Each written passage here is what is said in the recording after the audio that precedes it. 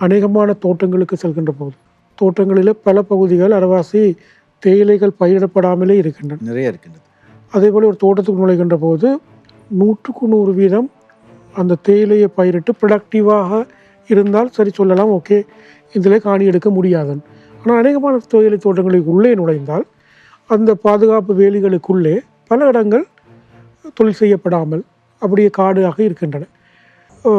எவ்வாறு அரசாங்கம் தேயிலை நிறுவனங்களுக்கு குத்தகை, நீண்டகால குத்தகை மூலம் இந்த காணியை வழங்கியதோ, உதாரணமாக ஒரு 150-200 ஏக்கர் காணி வழங்கப்பட்டிருந்தால் மக்களுக்கு தேவைப்படும் ஒரு 5 ஏக்கர் காணியாக தான் இருக்கும். சட்ட ரீதியாக இந்த 5 ஏக்கர் காணிகளை மீள அரசாங்கத்துக்கு சுவீகரித்து அதனை மக்களுக்கு வழங்கலாம் என்றொரு அடிப்படையில் இந்த விஷயத்தை நோக்கினால் இதற்கு சாத்தியம் இருக்கின்றது. கட்டாயமாக நிச்சயமாக சாத்தியம் இருக்கின்றது. இது அதாவது சட்ட ரீதியில் அரசியல் விருப்பம் ஒன்று, பொலிட்டிக்கல் வில் ஒன்று இருந்தால் இதனை செயற்படுத்துவதற்கான சட்ட ரீதியான பிரச்சனைகள் ஒரு பாரிய பிரச்சனை அல்ல. உதாரணமாக நீங்கள் அந்த இப்படி நடந்திருக்கின்றது இலங்கை தற்பொழுது மட்டுமல்ல, கடந்த காலங்களிலும் நடந்திருக்கின்றது. எவ்வாறு என்றால், இப்போ இந்திய வீட்டு திட்டம் செய்கிறாங்க தானே, அப்போ அதற்கான காணி எடுக்கும் பொழுது அதற்கான காணியை எடுப்பதற்கு ஒரு 9 படிமுறைகள் இருக்கின்றன.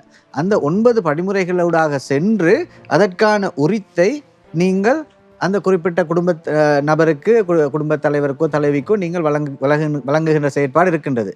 அப்போ அதற்கான முறைகள் இருக்கின்றன. நாங்கள் அதை எவ்வாறு செய்யலாம் என்று பார்த்தால், இலங்கையில் கிட்டத்தட்ட 484 தோட்டங்கள் போல தனியார் மயப்படுத்தப்பட்டன. அதில் இருக்கிற அந்த டிவிஷன்ஸ் எடுத்திங்கன்னா கிட்டத்தட்ட 1000 டிவிஷன்ஸ் இருக்குது. 484 இவையெல்லாம் நீண்ட கால குத்தகைக்கு வழங்கப்பட்டன. 99 வருஷ குத்தகைக்கு, பிறகு அவை குறைக்கப்பட்ட 53 வருட குத்தகைக்கு என்று சொல்லி குத்தகைக்கு வழங்கப்பட்டிருக்கின்றன. அந்த குத்தகைக்கு வழங்கும் பொழுது அந்த குத்தகை ஒப்பனையிலேயே தெளிவாக குறிப்பிடப்பட்டிருக்கின்றது, தொழிலாளியின் வீடுகளுக்காக காணியை பெறுவதென்றால் அரசாங்கம் அதனை கேட்டு பெறலாம்.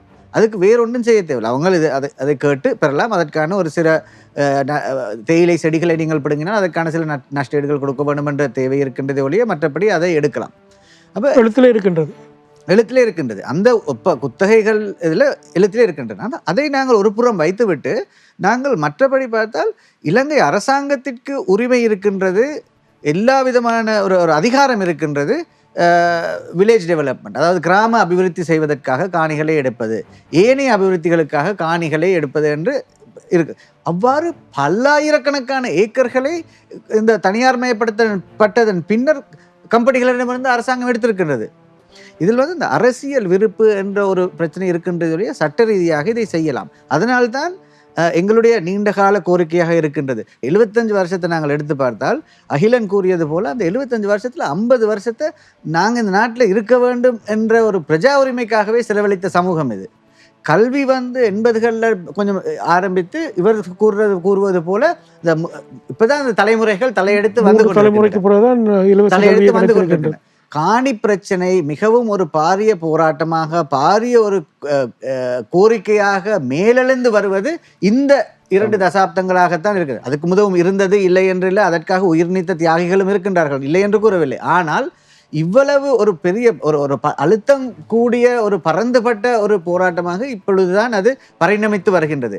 அதன் காரணமாகத்தான் 2015 வந்த நல்லாட்சி அரசாங்கத்தின் போதெல்லாம் தீர்மானமாக கொள்கை ரீதியாக அமைச்சரவை அங்கீகாரத்துடன் கூறினார்கள், ரைட், இவங்களுக்கு இனிமேல் காணி கொடுக்க வேண்டும் என்ற தீர்மானம் அபிவிருத்தி மன்றம் அதனூடாக நெவிடா புதிய கிராமங்கள் அபிவிருத்தி. எங்களுடைய கொள்கை அந்த நேரத்தில் தான் நாங்கள் தொடர்ந்து கேட்கப்பட்ட அந்த கொள்கைகளை அரசாங்கம் அங்கீகரித்தது. என்ன, எங்களுக்கு வாழ்வதற்கான காணி தேவை, அந்த வாழ்வதற்கான காணியை நீங்கள் கம்பெனி உள்ளுக்கு கொடுக்கறது மட்டுமில்லை, அவற்றை கிராமங்களாக வரித்தெடுத்து குத்தகையிலிருந்து வெளியெடுத்து பிரதேச செயலாளர், பிரதேச சபை இவற்றோடு இணைத்து எங்களை தேசிய பிரவாகத்திற்குள் கொண்டு வாருங்கள். இந்த கோரிக்கைக்கான முதற்படிகள் எடுத்து வைக்கப்பட்டன. மயூரன், எனக்கு கவலையாக இருக்கின்றது கூறுவதற்கு என்னவென்றால், அவ்வாறான ஒரு புரிதலுடன் தற்பொழுதைய அரசாங்கமும், இப்போ நீங்கள் கூறினீர்கள் தானே பிரதிநிதிகள் இருக்கான, அந்த புரிதலுடன் அவர்கள் செயற்படுவது இல்லை என்பது தான் இப்போது எங்களுக்கு கவலையாக இருக்கின்றது.